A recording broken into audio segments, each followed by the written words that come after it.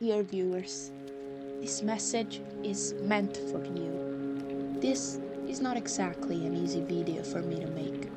I'll admit I consider just scrapping it, talking about something simpler, something that I just have clearer opinions on.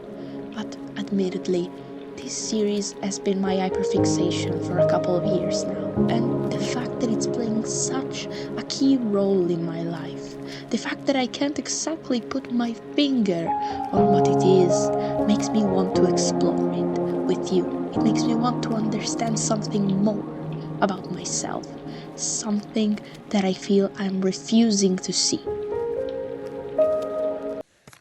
Yeah, no, this video is about digital circus. I'm sorry. Yeah, so hello and welcome to this new episode of Yapping About, the series in which I rant mercilessly about random stuff I like for about 10 minutes. Today it's Digital Circus turn. We're talking about a series by Glitch Productions that you can easily find on YouTube and that it's up there for free. It's about a bunch of people getting stuck in a digital world where they can only interact with AIs or with one another as they slowly go crazy. This obviously leads to a lot of trauma, existential dread, and abstraction. A weird phenomenon that makes a character turn into a monster and that happens when said character gives up on their life. It's a metaphor for suicide, really, as we can see in the later episodes as well. This premise immediately caught my eye, and so did the animation style and character design. I mean, I'm certainly not the only one. I've been a fan since the first episode, but my thoughts about it as a whole have never been linear. So get ready for a deep dive into my view of the show and of the singular characters and dynamics that have most interested me. Also, do keep in mind that there's probably going to be a part 2 to this video, as I'm not sure that everything will fit here in 10 minutes. So yeah, last warning, I'm gonna put spoilers in here, as you can read in the title, so stay safe and protect your experience, especially with a series like this. I hope you stick around and enjoy. So today's episode is all about character dynamics, specifically the dynamic between Pomni, Jax, and Ragatha. These three are basically the main characters of the series.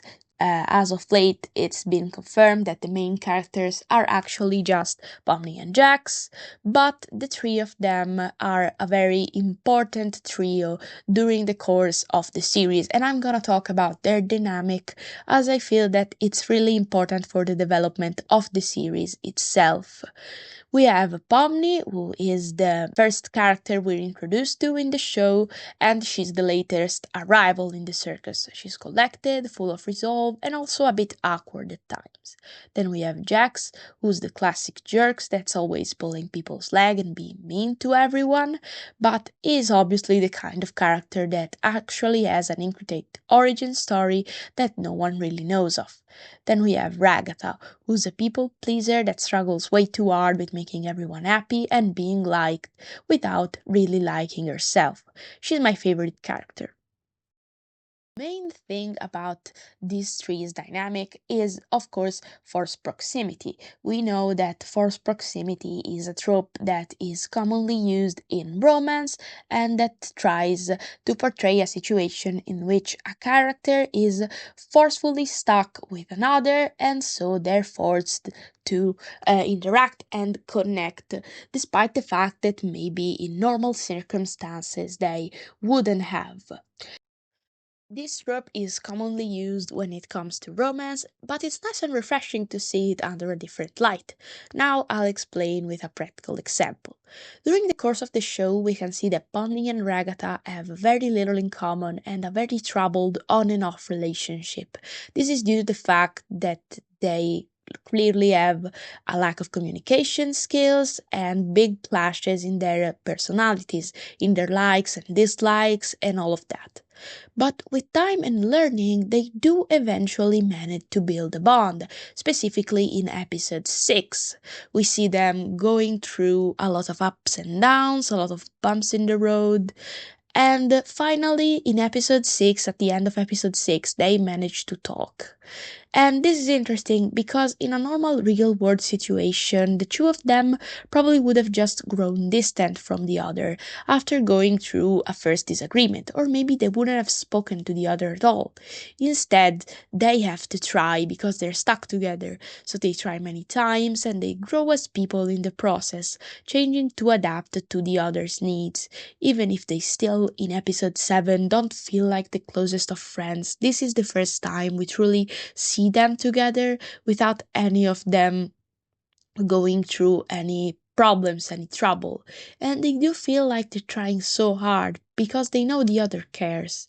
It's a relationship that they struggle to nurture and to build, and that's what makes it special.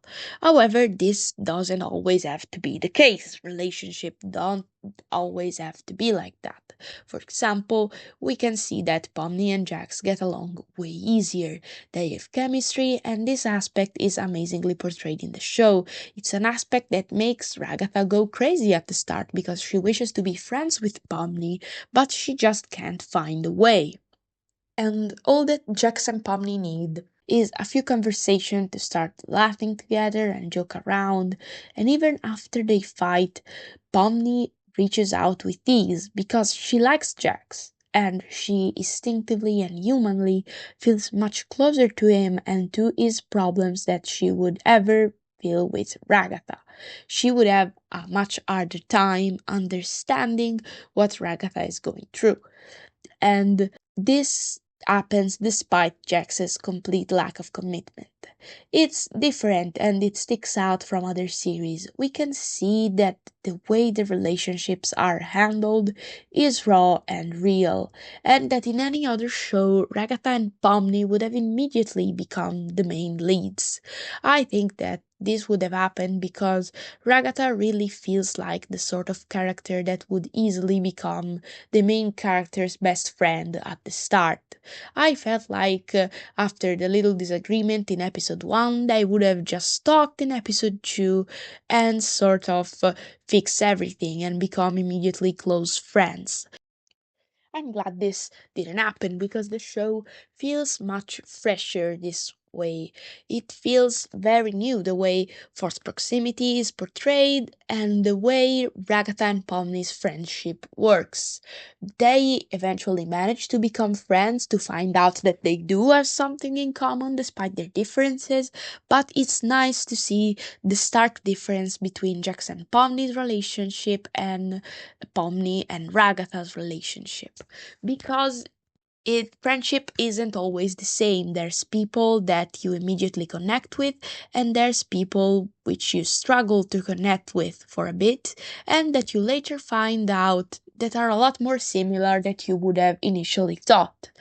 And this is really well done here in Digital Circus. I wish that we had a little bit more cartoons and general series that portrayed this aspect of friendships. So back to Jax, I also greatly enjoy the contrast between his relationship with Pomni and Ragatha's relationship with Pomni in another sense compared to the one I just talked about. Because while Pomni and Ragatha eventually manage to build something despite the initial clashing, as I've been saying up until this point, Jax can't do the same.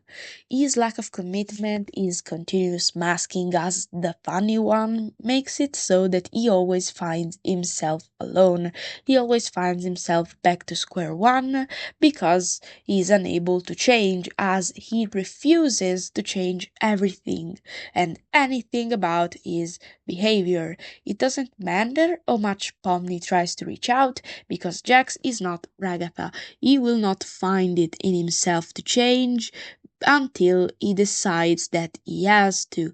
He will always end up alone, even if he doesn't want to, and this is a really powerful message about the fact that chemistry isn't everything. The fact that you have chemistry with someone doesn't mean that your relationship with them is going to work. Because Jax gets defensive, he hides from Pomni when their friendship becomes too much for him, and when everything that he wants others to think he is starts to crack. This show as I said, that the initial vibes, if we want to call them that, don't really matter that much. What matters more is how much effort is put in, how much care from both parties, and this is a very important lesson.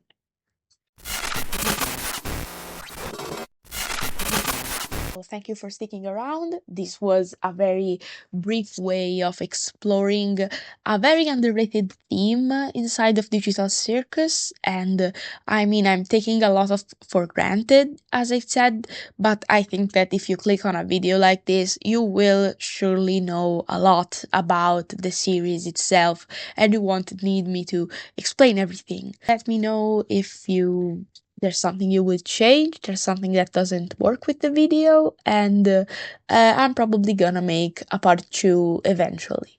I just wanted to go over this part of the series, and thank you for watching. Hope you have a nice day. Bye!